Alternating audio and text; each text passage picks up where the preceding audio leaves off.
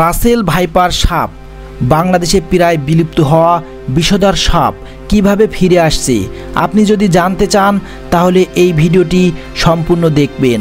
আর আপনি যদি আমাদের চ্যানেলের নতুন দর্শক হয়ে থাকেন তাহলে চ্যানেলটি সাবস্ক্রাইব করে আমাদের সঙ্গে থাকবেন। বাংলাদেশের উত্তর পশ্চিমাঞ্চলের কয়েকটি এলাকায় বিশেষ করে পদ্মার তীরবর্তী কয়েকটি জেলা ও শহরাঞ্চলের গত কিছুদিন যাবৎ বিষাক্ত রাসেল ভাইপারের কামড়ে বেশ কয়েকজন আহত হয়েছেন, যাদের মধ্যে অন্তত 2 জন মারা গেছেন। রাসেল ভাইপার সাপ বাংলাদেশের চন্দ্রবোড়া বা উলুবোড়া নামেও পরিচিত। বাংলাদেশের যেসব সাপ দেখা যায় এগুলোর মধ্যে এটি সবচেয়ে বিষাক্ত সাপ। এই সাপের কামড়ে শরীরের দংশিত অংশে বিষ ছড়িয়ে অঙ্গহানি হওয়ার সম্ভাবনা অনেক বেশি। ক্রমাগত রক্তপাত হয়, রক্ত জমাট বাঁধা শুরু হয় খুব তাড়াতাড়ি, চোখ ভারী হয়ে যায়, কিডনি ক্ষতিগ্রস্ত, বিভিন্ন রকম শারীরিক উপসর্গ দেখা যায় এই সাপের কামড়ে।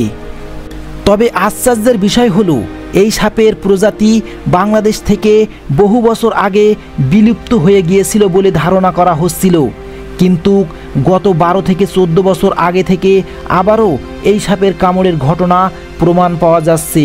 এই প্রজাতির সাপ এই অঞ্চলে আবার কিভাবে ফিরে আসছে তা নিয়ে বাংলাদেশ এখনও পর্যন্ত গবেষণা চালিয়ে যাচ্ছে। কিভাবে ফিরে আসছে এই রাসেল ভাইপার সাপ? বাংলাদেশের রাসেল ভাইপারের পুনরাবির্ভাব ও এই সাপ থেকে মানুষের ঝুঁকির বিষয়ে গবেষণা করছে বাংলাদেশের অনেক বিশ্ববিদ্যালয়গুলো। বর্তমান সময় গবেষণায় উঠে আসছে যে বাংলাদেশের 64টি জেলার মধ্যে এখন পর্যন্ত 34টি জেলাতেই রাসেল ভাইপারের উপস্থিতি রয়েছে। তবে গবেষণায় দেখা গেছে এই প্রজাতির সাপ সবচেয়ে বেশি উপস্থিতি এবং বংশ বিস্তার করেছে রাজশাহী ও চাঁপাইনবাবগঞ্জ জেলায়। তবে বর্তমান আরও বেশি এলাকায় এই প্রজাতির সাপের উপস্থিত রয়েছে বলে আশঙ্কা করেছে বিশেষজ্ঞরা। বাংলাদেশে বিভিন্ন এলাকায় স্বল্প সংখ্যক রাসেল ভাইপার সবসময় ছিল, কিন্তু বংশবিস্তারের মতো পরিবেশ ও খাদ্য না থাকায় এই সাপের উপস্থিতি তেমন একটা বোঝা যায়নি। সাম্প্রতিক বছরগুলোতে বাংলাদেশে এই সাপের সংখ্যা বাড়ার অন্যতম কারণ একই জমিতে একাধিক ফসল ফলানো। আগে কৃষি জমিতে বছরে 1 বার বা 2 বার ফসল ফলানো হতো এবং বাকি সময় পানির অভাব থাকায় জমি পরিত্যক্ত হয়ে পড়ে থাকত। 90-এর দশকে সেচ পদ্ধতির উন্নতির সাথে সাথে কৃষকরা বছরে 2 থেকে 3টি ফসল ফলানো শুরু করেন এবং জমি কম সময় পরিত্যক্ত থাকতে শুরু করে। সারা বছর খেতে ফসল থাকায় জমিতে ইঁদুরের সংখ্যা বৃদ্ধি পেতে শুরু করে, যা এই সাপের প্রধান খাদ্য। আর ইঁদুর বাড়ার সাথে সাথে সাপ পর্যাপ্ত খাদ্য পেতে শুরু করে এবং বংশ বিস্তারের জন্য যথাযথ পরিবেশ পেতে থাকে।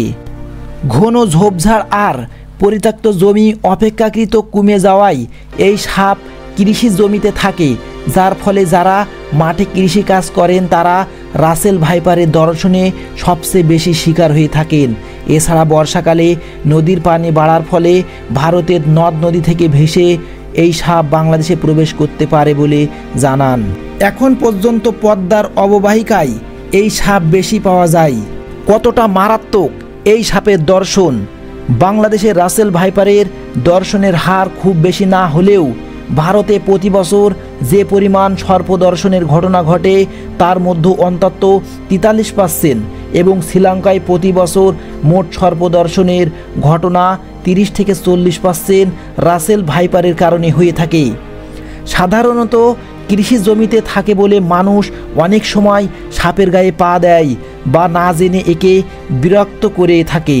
আর রাসেল ভাইপার বিপন্ন বোধ করলে আচমকা আক্রমণ করে থাকে। এই প্রজাতির সাপের কামড়ে কিছুক্ষণ পর দংশিত স্থানে তীব্র ব্যথা অনুভূতি হয়। তাই সাপে কামড়ানোর সাথে সাথে খুব তাড়াতাড়ি ডাক্তারের পরামর্শ না নিলে এই সাপের কামড়ে মানুষের মৃত্যু ঘটে।